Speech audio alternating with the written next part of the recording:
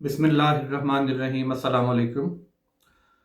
चौथे पारे की पहली आयत में अल्लाह रब्बुल इज़्ज़त ने इरशाद फरमाया है कि तुम हर किस भलाई को यकीनन नहीं पहुंच सकते तो जब तक तुम अल्लाह की राह में वो चीज़ ना खर्च करो कि जिसको तुम सबसे ज़्यादा महबूब रखते हो। और बेशक अल्लाह ताला हर उस चीज़ को देख रहा है जो तुम आगे भेजते हो, यानी अल्लाह की राह में खर्च करते हो। इस आयत का मफ़हूम ये है कि हमें अल्लाह ताला की राह में अपना बेहतरीन माल ही देना चाहिए। ऐसी चीज़ें ज़रूरतमंदों को नहीं देनी चाहिए जो ख़ुद हम अपने इस्तेमाल के काबिल नहीं समझते। आमतौर पर यह देखा गया है माशरे में कि अगर हम किसी की मदद करते हैं माली तौर पे या कोई खाने पीने की चीज़ देने या कपड़ों के तौर पर अगर किसी की मदद करते हैं तो अमूमन हमारे यहाँ यह रुझान पाया गया है कि हम वो चीज़ें देते हैं जो हमारे काबिल इस्तेमाल नहीं रहती। हमें चाहिए कि हम दूसरे लोगों की मदद भी उसी तरह से करें जैसा हम अपने लिए पसंद करते हैं, और यही एक बेहतरीन नेकी है। और अल्लाह ताला फरमाते हैं कि मोमिनीन वो हैं कि जो अल्लाह ताला से माफ़ी के तलबगार हैं और जन्नत के तलबगार हैं। अगर उनसे कोई गलती हो जाए तो फ़ौरन अल्लाह से रुजू करते हैं, अपने गुनाह की माफ़ी मांगते हैं और ये इरादा करते हैं, नीयत करते हैं, वादा करते हैं रब से कि दोबारा ऐसी गलती नहीं दोहराएंगे। यही जन्नती लोगों की सिफ़ात हैं और यही मोमिनीन की सिफ़ात हैं। अल्लाह रब्बुल इज़्ज़त ने इस बारे में सब्र की बार बार तलकीन की है। अल्लाह ने फरमाया है कि बेशक मोमिनीन जो हैं वो सब्र और नमाज से मदद लेते हैं। सब्र कब अल्लाह ताला के यहाँ बेपनाह अजर है। अगर अल्लाह रब्बुल इज़्ज़त आपको किसी बीमारी, किसी तकलीफ या किसी आजमाइश में या किसी नुकसान में मुब्तला करते हैं तो बेशक वो आपको आजमा रहे होते हैं। अगर हम सब्र से काम लें और ये पक्का इरादा रखें, इस बात में हमारा पक्का यकीन हो कि ये सब अल्लाह ताला की तरफ से ही है और अल्लाह रब्बुल इज़्ज़त इसका बेहतरीन अजर हमें अता फरमाएंगे, तो यकीनन अल्लाह ताला हमसे राज़ी होंगे। और मोमिनीन और मुसलमान के बारे में कहा गया कि वो बेशक सब्र से काम लेते हैं और मुसलमानों को अल्लाह ने बेहतरीन उम्मत करार दिया कि वो नेकी का हुक्म देते और बुराई से मना करते हैं, जिसे अम्र बिल मारूफ व नही अनिल मुनकिर कहा जाता है।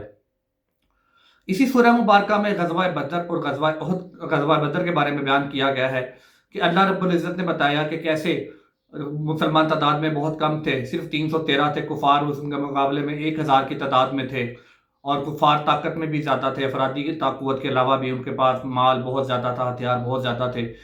लेकिन अल्लाह रब्बुल इज़्ज़त ने मुसलमानों के ईमान की लाज रखी, उन्हें सुकून अता फरमाया और अपने फरिश्तों को नाज़िल फरमाया जो जंग में मुसलमानों के शाना बशाना होकर लड़े और कुफार को नीस्तो नाबूद करके रख दिया। इस जंग में मुसलमानों का गलबा कुफार पर भारी रहा। और इसी तरह अगली आयत में ग़ज़वा उहद के बारे में भी अल्लाह ने तलकीन फरमाई कि कैसे मुसलमानों ने नबी पाक सल्लल्लाहु अलैहि वसल्लम की बात ना मानकर गलती की और कैसे उनको नुकसान उठाना पड़ा।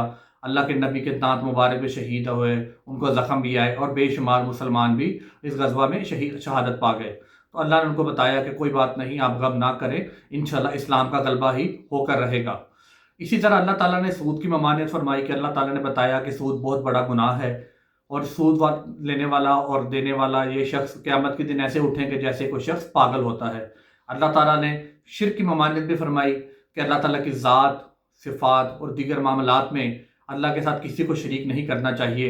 अल्लाह रब्बुल इज़्ज़त हर गुनाह को माफ़ फरमा देंगे लेकिन शिर्क को माफ़ नहीं फरमाएंगे। इससे आगे सूरह निसा में अल्लाह ताला ने बताया कि कैसे अल्लाह ताला ने हज़रत आदम से इंसानों की नस्ल चलाई, कैसे उनके बेटों से आगे नस्ल चली और तमाम बनी नवाद हैं जो हज़रत आदम की नस्ल से आगे चलते आ रहे हैं। उन्हीं में से अल्लाह रब्बुल इज़्ज़त कहते हैं कि मैंने तुम में से जोड़े बनाए, कबीले बनाए जो ताकि पहचान के लिए कि तुम लोग पहचाने जाओ। इसी तरह अल्लाह ताला ने औरतों के हकूक़ के बारे में भी बताया है कि औरतें घर की निगाहबान होती हैं। औरत जो होती है वो घर के मामलात की ज़िम्मेदार होती है, मर्द की इज़्ज़त की ज़िम्मेदार होती है। और मोमिनीन और मुसलमान जो मर्द हैं अल्लाह ताला ने उनको बताया कि वो घर के निगरान हैं, वो मामलात के निगरान हैं, क्योंकि वो माली तौर पर घर की जिम्मेदारी उठाते हैं। इसी तरह अल्लाह ताला ने बताया कि मिलजुल कर ही घर का निज़ाम चल सकता है। और जोड़ों के बारे में अल्लाह ताला ने फरमाया कि उनको आपस में हुस्न सलूक से रहना चाहिए। और इसी तरह अल्लाह ताला दिलों में सुकून अता फरमाते हैं। इंशाअल्लाह अगले पारे के साथ दोबारा हाजिर होंगे। अल्लाह ताला से दुआ है कि अल्लाह ताला हमें दीन के मामलात की समझ अच्छी तरह अता फरमाए। जो कुरानी तालीमात अल्लाह ताला ने हमें बताई हैं हम उससे अच्छे तरीके पर अमल करें। रमज़ान हमारा एक ऐसा महीना है जिसमें हम अल्लाह के साथ अपना ताल्लुक़ हकीकी मानों में जोड़ सकते हैं और इसी पर अमल दरामद रहकर अपनी ज़िंदगी को सुधार सकते हैं। अल्लाह हम सब पर अपनी रहमत नाज़िल फरमाए और हम सबको आजमाइशों से महफूज रखे। आमीन। अस्सलाम वालेकुम।